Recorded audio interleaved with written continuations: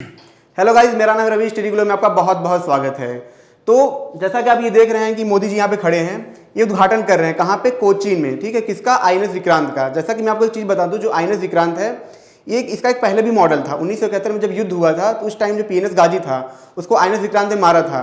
ठीक है, तो ये समझ लीजिए जो ये नया जहाज बना है आईएनएस विक्रांत, ये हमारे ही देश का है। 70% यहीं पे बनाया गया है। ये इसका पुनर्जन्म भी कहा जाता है।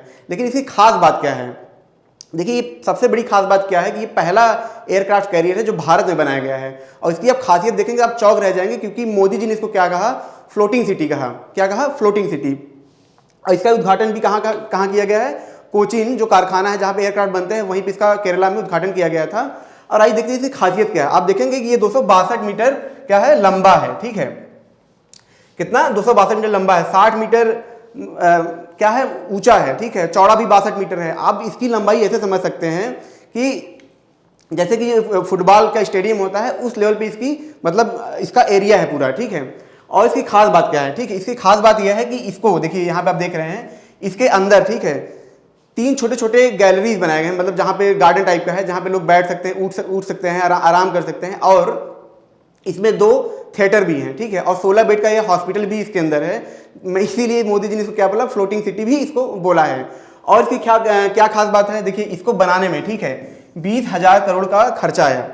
हालांकि ये माना जा रहा था कि 2017 तक ये बन के तैयार हो जाएगा, लेकिन दिक्कत इसमें क्या हुई कि ये पहली बार ऐसा है कि एयरक्राफ्ट कैरियर भारत में बनाया जा रहा है। तो एक्सपीरियंस की कमी की वजह से क्या हो रहा है कि थोड़ा सा डिले हुआ। लेकिन आने वाले टाइम में होगा क्या, जैसे जैसे चीज़ें बढ़ेंगी, टेक्नोलॉजी बढ़ेगी, एक्सपीरियंस बढ़ेगा, जो ऐसे एयरक्राफ्ट जब और बनाए जाएंगे तो इतना टाइम इसमें नहीं लगेगा। और इसकी क्या खास बात है? देखिए, इसकी खास बात क्या है कि इतना लगभग 80 मेगावाट के आसपास ये बिजली जो पैदा करता है। ये कैसे पैदा करता है? इसमें जो टरबाइन यूज होती है, गैस टरबाइन यूज होती है। जैसे कि हमारे जो गाड़ी में टरबाइन यूज होती है, वैसे इसके अंदर गैस टरबाइन यूज होती है। ये इतनी बिजली है कि लगभग एक शहर को ये पूरी बिजली दे सकती है। इसकी और खास बात क्या है? इसकी खास बात यह है कि ये लगभग 1700 क्रूज मेंबर को ये लेके जा सकता है। 30 फाइटर प्लेन और हेलीकॉप्टर को ये क्या कहते हैं, कैरी कर सकता है। और इसकी खास बात क्या है? इसकी खास बात यह है कि इसके अंदर देखिए, जैसे हॉस्पिटल मैंने सबको बताया ही था कि ये भी इसकी सबसे बड़ी खास बात है। और क्या है कि यहाँ पे आप जैसे देख रहे हैं कि पहले क्या था, जो पहले एयरक्राफ्ट कैरियर थे वो यहाँ से जो ऊपर आते थे हैंगर से। ठीक है, जैसे यहाँ पे हैंगर होता है तो क्या थे, पहले यहाँ थे तो काफ़ी जगह लेते थे। इसकी खास बात क्या है कि ये हैंगर यहाँ पे बने हुए हैं। आपने न्यूज में देखा होगा कि क्या होता है कि जो मोदी जी थे आप ऊपर आते हैं। ठीक है, तो जो ऊपर आते हैं, हालांकि वो इंसान वहाँ से ऊपर नहीं आते, वहाँ पे जो एयरक्राफ्ट होते हैं, जो जहाजें होती हैं, वो ऊपर आती हैं जब वो तैयार कर ली जाती है युद्ध के लिए। और देखिए, ये इसके जो ऊपर स्टील यूज किया गया है, ये काफ़ी एडवांस स्टील है। ठीक है, इसको जो बनाया गया ताकि जब इस पर रॉकेट्स अगर बाई चांस गिरे भी, ठीक है, तो भी इस पर कोई खतरा ना आए। और देखिए, एयरक्राफ्ट क्यों जरूरी होता है? एयरक्राफ्ट इसलिए जरूरी होता है, एक तरीके से जैसे सेना होती है, जैसे सेना होती है वो ये क्या करते हैं, वैसे छोटी सेना होती है, सेना की छोटी टुकड़ी होती है जिसमें सब कुछ होता है। जहाज है, ठीक है, इसमें मतलब सैनिक हैं, हर चीज़ इसमें अवेलेबल, हथियार अवेलेबल होते हैं, एयरक्राफ्ट अवेलेबल होता है। तो इस तरीके से जब हमको एक देश से दूसरे देश में जाके युद्ध करना है, या दूसरे देश के जब युद्ध कैरियर यहाँ पे आते हैं तो उनको रोकने के लिए भी इसका बहुत बड़ा उपयोग होता है। आप इसको ऐसे समझिए कि जैसे एक चेस होता है, उसकी जो रानी होती है वो एयरक्राफ्ट कैरियर होता है। ठीक है, ये बहुत महत्वपूर्ण भूमिका निभाती है। अब आइए जानते हैं कि एयरक्राफ्ट कैरियर इतना खास क्यों होता है। ठीक है, युद्ध में क्यों इतना खास होता है, इसमें कौन सी टेक्नोलॉजी यूज होती है। ठीक है, देखिए, जैसा कि आप ये देख रहे हैं, इसमें जो सबसे बड़ा खर्चा आता है, ठीक है, जो सबसे इंपॉर्टेंट होते हैं वो क्या होते हैं, रडार और कम्युनिकेशन सिस्टम। ठीक है, क्योंकि इनके थ्रू ही आप युद्ध लड़ सकते हैं। तो इसमें जो खर्चा आता है, सबसे ज़्यादा खर्चा आता है।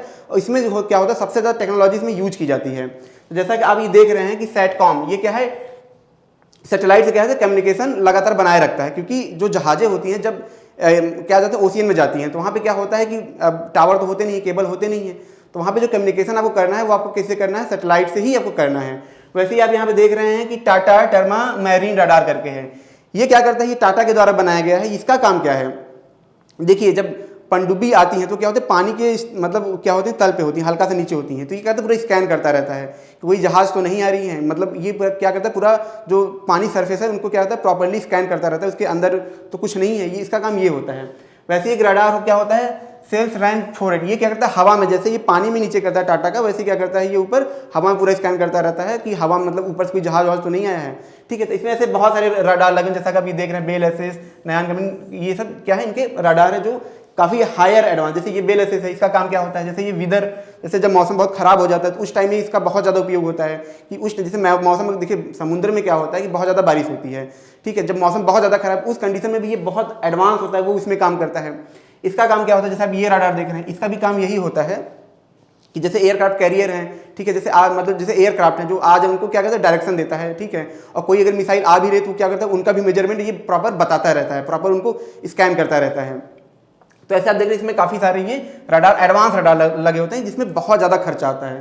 जैसे कि मैंने आपको बताया ये हैंगर है, आप हैंगर देख रहे हैं, हैंगर का मेन काम क्या होता है, जैसे कि मैंने आपको बताया ये क्या कहता है कि जो एयरक्राफ्ट है उनको ऊपर लाता है कि देखिए अगर ऊपर एयरक्राफ्ट रख दिए जाएंगे तो पूरा जगह ले लेंगे, ठीक है, फालतू का एक रहेगा, कोई आके अटैक करे तो ब्लास्ट होगा, जिसको क्या होता है अंदर रखा जाता है, ठीक है। जब युद्ध की बारी आती है तो क्या होता है इसी हैंगर से उन जहाज़ों को क्या होता है ऊपर लाया जाता है। देखिए मैं आपको ये बता दूं कि जो नेवी है वो क्या करते हैं, काफ़ी टाइम से चाह रहे थे कि एयरक्राफ्ट जो हो मतलब नेवी में लाया जाए। देखिए जो पुराने एयरक्राफ्ट तो खराब हो चुके थे, तो अभी 2 ही एयरक्राफ्ट हमारे पास है, एक आईएनएस विक्रमादित्य है और आईएनएस विक्रांत है। लेकिन नेवी वाले ये भी चाह रहे थे कि जो एयरक्राफ्ट आए, ठीक है, हमको एयरक्राफ्ट और भी एक चाहिए, क्योंकि होता क्या है कि जैसे मान लीजिए एक हमने यहाँ पे लगा दिया, एक यहाँ पे लगा दिया, लेकिन होगा क्या जब से इनका क्या होगा, जैसे सर्विसिंग हुआ, मान लीजिए कुछ प्रॉब्लम आई, कुछ आ गया तो इनको हटाना पड़ेगा।